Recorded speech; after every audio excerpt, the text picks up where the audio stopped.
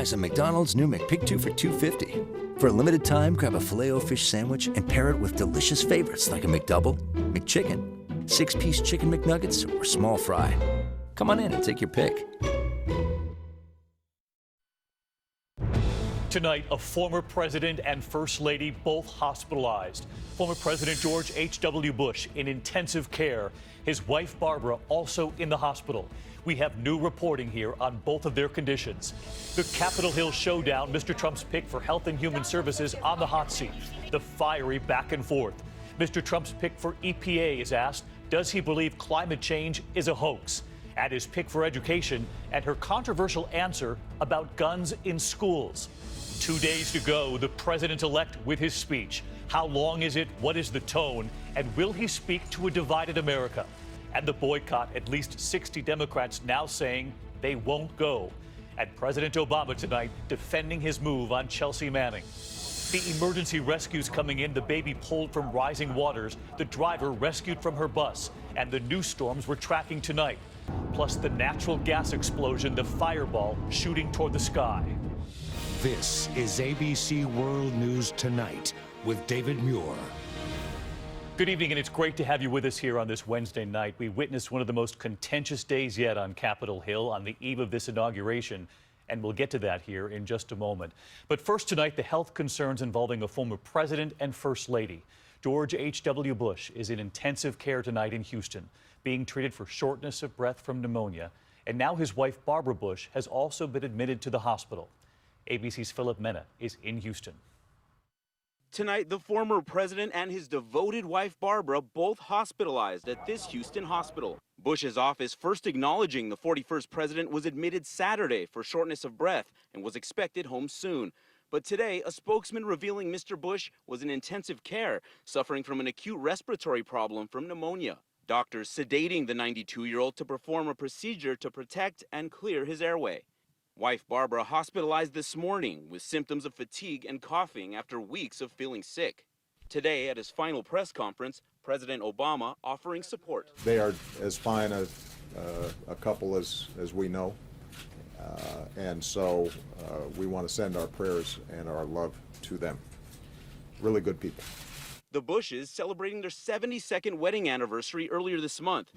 President Bush famously marking his birthdays with a parachute jump right up until the age of 90. Bush was hospitalized in 2015 with a fractured bone in his neck and on Christmas 2014 for respiratory problems. But he's often spotted these days celebrating family birthdays or taking in a football game. But days before the inauguration, the former president wrote to Donald Trump saying he was so sorry he and Barbara couldn't travel to Washington on the advice of his doctor. The elder Bush was never a Trump supporter, yet he wrote, "We will be with you and the country in spirit. I wish you the very best. If I can ever be of help, please let me know." And Philip Mena with us tonight from the hospital. And Philip, are you learning any more about the procedure involving the former president, how it went?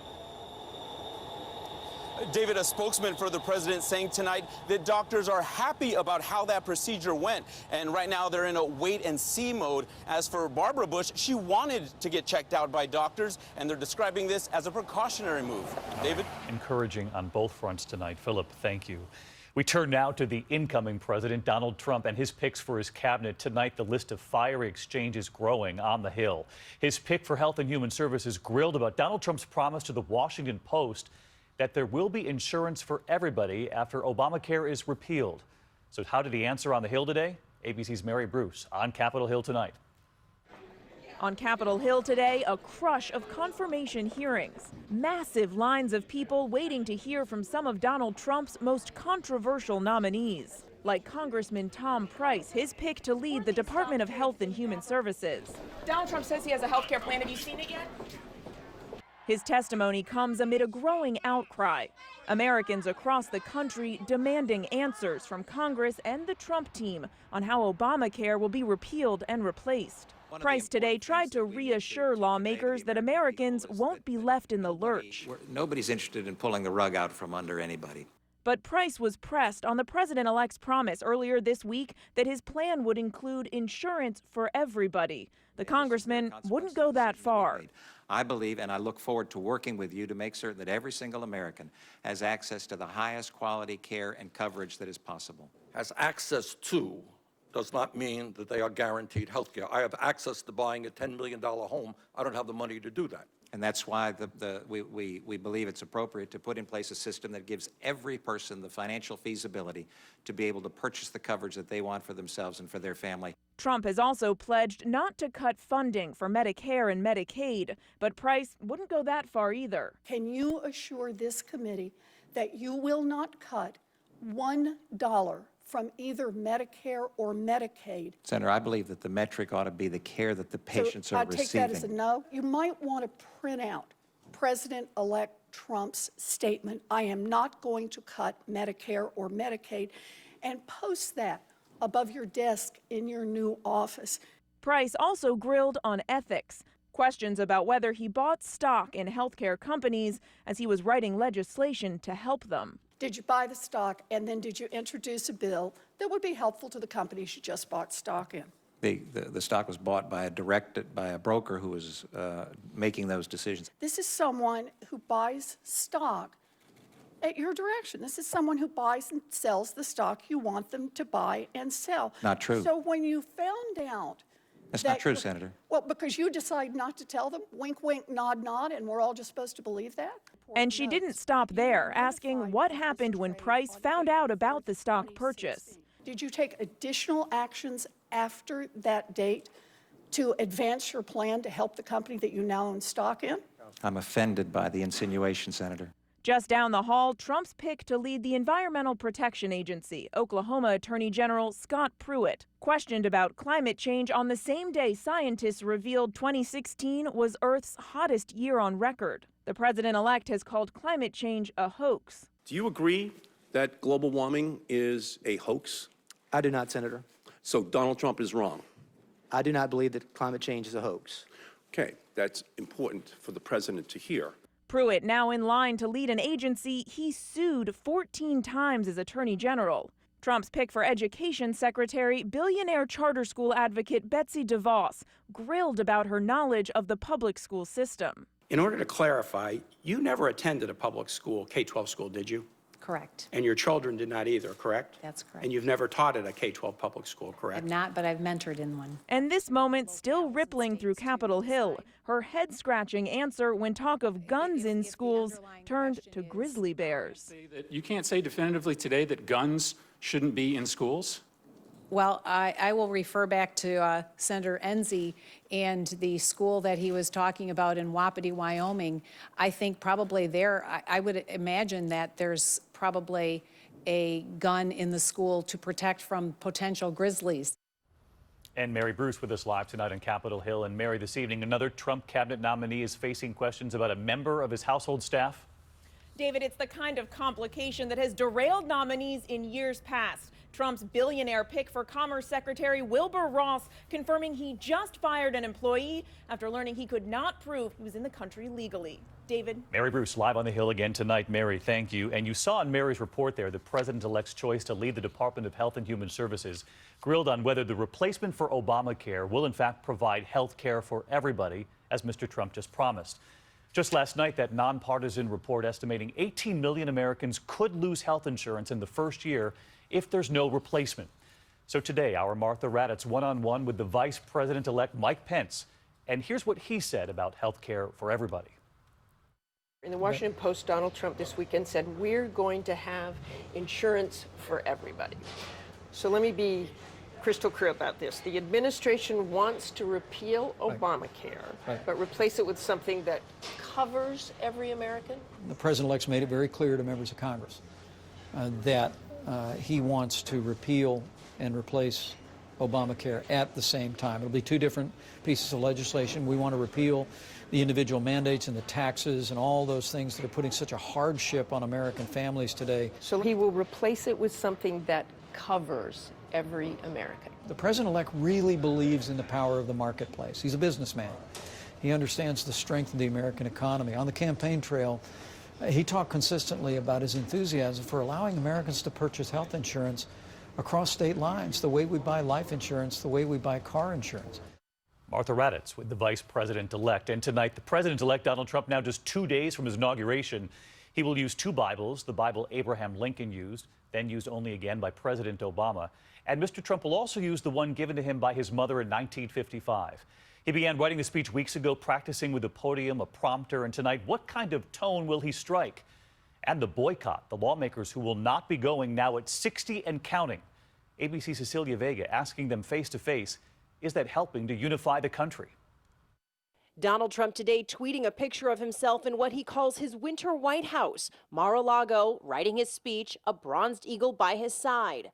Unlike his sobering convention speech this summer, Friday's themes, uniting the country and America first. Aides calling it a very personal speech. It will be about 20 minutes long. Trump has been studying past inaugural addresses and practicing daily. We're going to have a tremendous turnout. I think it's going to be, from what I'm hearing, the numbers are going to be astronomical. But among those expected in Washington this week, thousands in protest. Students preparing signs at this art school in Pennsylvania. And in California, they're ready to go. I march because I have no choice. Why do you march? We rock! Staying home, 60 House Democrats. Never before in history have so many skipped a swearing in. I don't honor him, I don't respect him, and I don't want to be involved with it. The reason I'm not going is that I can't bring myself to justify morally or intellectually the immense power we are placing in that man's hands. Democrats I spoke with today defending their decision. If we are to have respect for this president, he has to show respect. By you not going to the inauguration, what kind of respect does that show him? It says that we question the kind of presidential action, unpresidential action in which he's been engaged. Hillary Clinton's going. If she can go, and a lot of people might say, why can't you? But she was the first lady, and she's going as the wife of Bill Clinton. She's the woman who ran against him. Yeah, I know, and it's going to be hard for her. Trump's response? As far as other people not going, that's okay, because we need seats so badly. I hope they give me their tickets. Are they going to give us their tickets? The festivities already underway. The president-elect center stage at a black tie gala. Trump says the Obamas have made his family feel welcome. Melania has spent time with Michelle, and it was great. And Ivanka the other day spoke to her. The conversation was going to be a quick conversation. It lasted an hour, and they got along great. And across the country, Trump supporters like Beverly Harper in Iowa, optimistic about what the future holds. He's not even president yet, and look at the businesses he's brought back to America already. Let's give the guy a chance and see what happens. Trump supporters out there in the heartland. And tonight, Cecilia Vega joined us live from Washington. And Cecilia, you're also learning more at this hour about what the Trump family will be doing after he's sworn in on Friday. Yeah, David, this will be a family affair. The entire family, all the Trump children will be with him at all the big inaugural events, and the entire family joining Donald Trump for his very first night in the White House on Friday. David? Cecilia Vega, I'll see you tomorrow in Washington. In the meantime, President Obama tonight holding his last news conference in the White House briefing room, and he defended his decision, sparking outrage, commuting the sentence of Chelsea Manning. ABC's Jonathan Carl was in the room.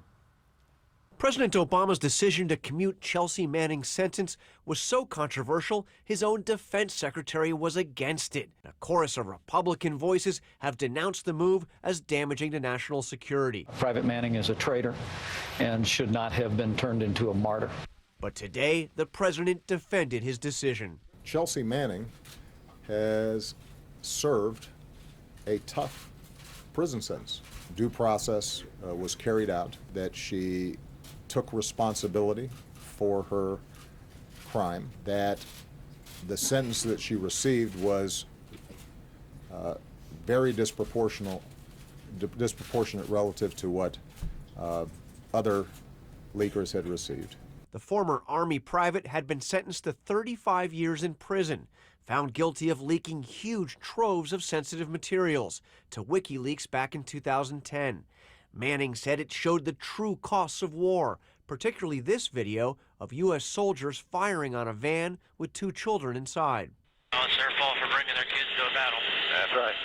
At the time, it was the biggest leak of classified information by far in American history. But not long after the leak, then Defense Secretary Robert Gates downplayed the damage done. Is this embarrassing? Yes. Is it awkward? Yes. Consequences for U.S. foreign policy? I think fairly modest. Manning, a transgender woman, has served for almost 7 years in a male military prison, twice trying to commit suicide. She'll go free in May. I feel very comfortable that justice has been served. John Carl with us live from the White House tonight. And John, WikiLeaks founder Julian Assange seeming to reverse himself today after saying last week that he would allow himself to be extradited to the U.S. if Chelsea Manning was given clemency, now saying something a little different. Assange did say he'd be willing to be extradited in exchange for Manning's clemency, but now he is saying that because it wasn't a full pardon and because Manning wasn't immediately released from prison, that offer is off the table. All right, a lot of action behind you there at the White House the next couple of days, John, and I'll see you there. Of course, ABC News will carry all of the inauguration events live beginning at 7 a.m. Eastern, Friday morning on Good Morning America, straight through a special edition of World News Tonight and 2020. We'll see you then. In the meantime, there's still much more ahead on World News Tonight this Wednesday. The emergency rescues playing out. The American city hit by dangerous floods today. The baby pulled from rising waters, the driver then rescued from her bus, and now the new storms